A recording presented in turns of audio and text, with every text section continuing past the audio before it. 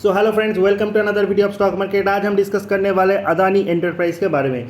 जी हाँ, presently last 1 year में अगर अदानी एंटरप्राइज का स्टॉक के प्राइस को देखें 141, 52 weeks low, 52 weeks high 1624, almost 12 time multibagger ये रिटर्न दे चुका है। यार इसके पीछे क्या रीज़न है, कोई तो आपको डिटेल्स में समझा नहीं पाएगा, क्योंकि इतना बड़ा रैली किसी को एक्सपेक्टेड नहीं था। येस्टरडे स्टॉक ने 1624 का हाई मार के आया है, फिर ये 1583 में क्लोज हुआ है। अदानी एंटरप्राइज एक ऐसा स्टॉक है जो कि एक टाइम था 100 से लेके 200 के बीच ये ट्रेड करता था, यानी ये प्योरली एक ट्रेडिंग स्टॉक था। अदानी पोर्ट जो था, अदानी ग्रुप का सबसे बड़ा कंपनी जो कि एक लार्ज कैप है, जो निफ्टी में भी शामिल है, वो था एक इन्वेस्टमेंट स्टॉक। लेकिन और जो बाकी स्टॉक थे वो सभी ट्रेडिंग पर्सपेक्टिव से लोग काम करते थे। अदानी एंटरप्राइज उसमें नंबर 1 था।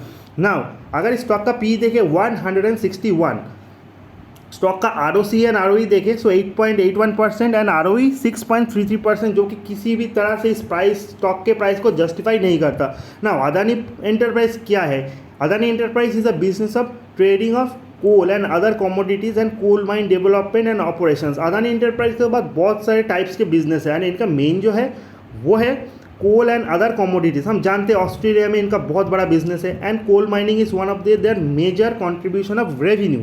नाउ अगर हम इस पर्टिकुलर स्टॉक के चार्ट को देखें तो आप देख सकते हो जुलाई 2020 से जो स्टॉक 200 के नीचे ट्रेड कर रहा था, लेस देन 1 ईयर ये 1600 तक चला आया।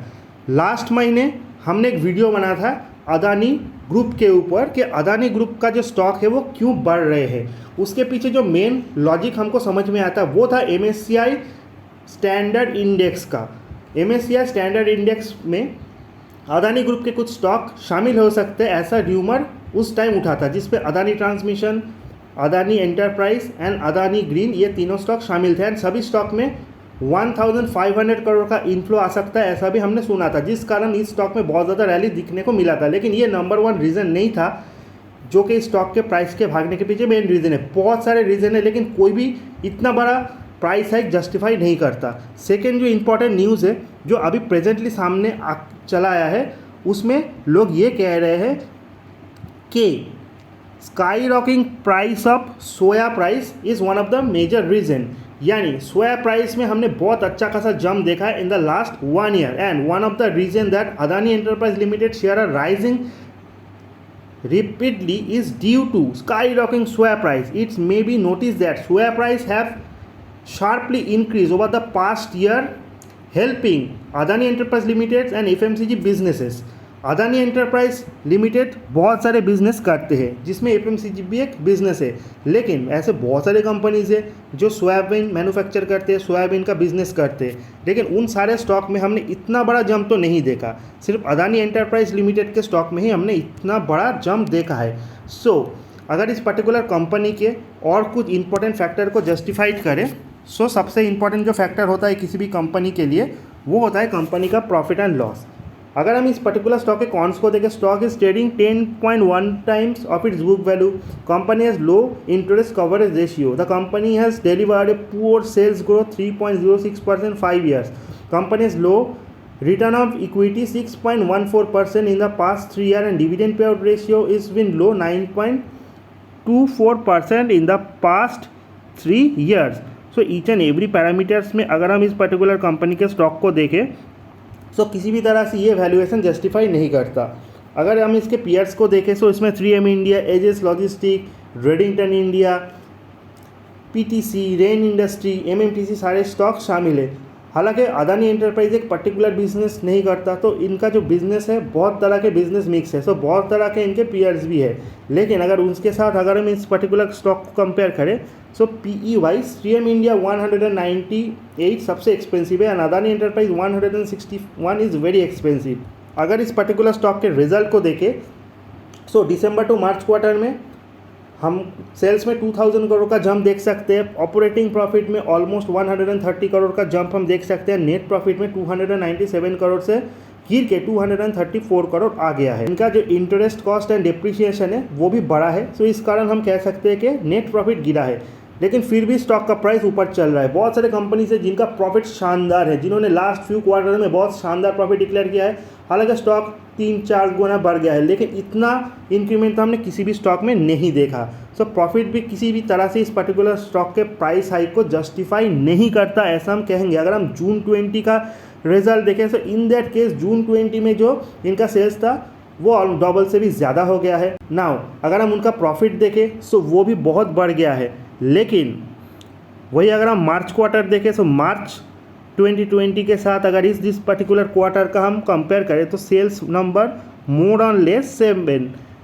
नेट प्रॉफिट में जंप आया है, ऑलमोस्ट 4 टाइम नेट प्रॉफिट बढ़ गया है। ऑपरेटिंग कॉस्ट जो है उसमें भी हम अच्छा खासा जंप देख सकते हैं, ऑलमोस्ट 3 टाइम्स बढ़ चुका है। लेकिन स्टॉक का प्राइस इतना बढ़ना, इसके पीछे लॉजिक क्या है वो कोई भी आपको ठीक से बता नहीं पाएगा। मेरे पास 2 रीज़न है, मैंने आपको बता दिया है कि MSCI इंडेक्स, दूसरा है सोयाबीन प्राइस का हाइक होना। अगर हम इसके ईयर ऑन ईयर प्रॉफिट को देखें तो सेल्स गिरा है, ऑपरेटिंग प्रॉफिट ऑलमोस्ट सेम है, 2155 करोड़ से 2505 करोड़ ये बढ़ा है।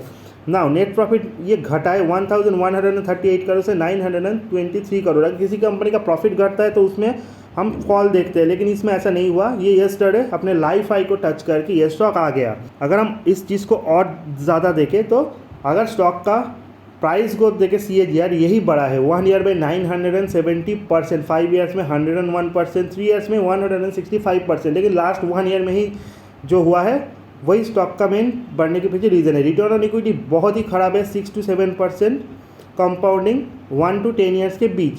Sales growth 3 to 4% and presently ये -9% में। कंपाउंडिंग प्रॉफिट ग्रोथ कभी इन्होंने 10 साल का देखे तो -8%, 3 ईयर्स का +13% and presently -5%। So each and every parameter company का रिजल्ट ओरिएंटेड परफॉर्मेंस तो बहुत ख़राब है। सो इनके बढ़ने के पीछे जो मेन रीज़न है, नंबर 1 रीज़न है सोयाबीन प्राइस का बढ़ना, लेकिन वो इतना नहीं बढ़ा के इस पर्टिकुलर बिजनेस को इतना ज़्यादा बूस्ट कर सके। एंड सोयाबीन इनका मेजर बिजनेस भी नहीं है। MSCI इंडेक्स में शामिल होना ऑब्वियसली एक रीज़न हो सकता है, क्योंकि MSCI इंडेक्स में जिस तरह से बाइंग आए हैं तो बहुत सारे एक्टिव पैसिव मैनेजली फंड इसको फॉलो करते हैं, तो उन्होंने भी शायद अपने स्टेक को बढ़ाया है। लेकिन गेम तब चेंज होता है जब हम प्रोमोटर्स होल्डिंग को देखते हैं। इस पर्टिकुलर स्टॉक का जो प्रोमोटर्स होल्डिंग है वो 75% के करीब जो है वो प्रोमोटर्स के पास है, यानी DII FII होल्डिंग बहुत कम है।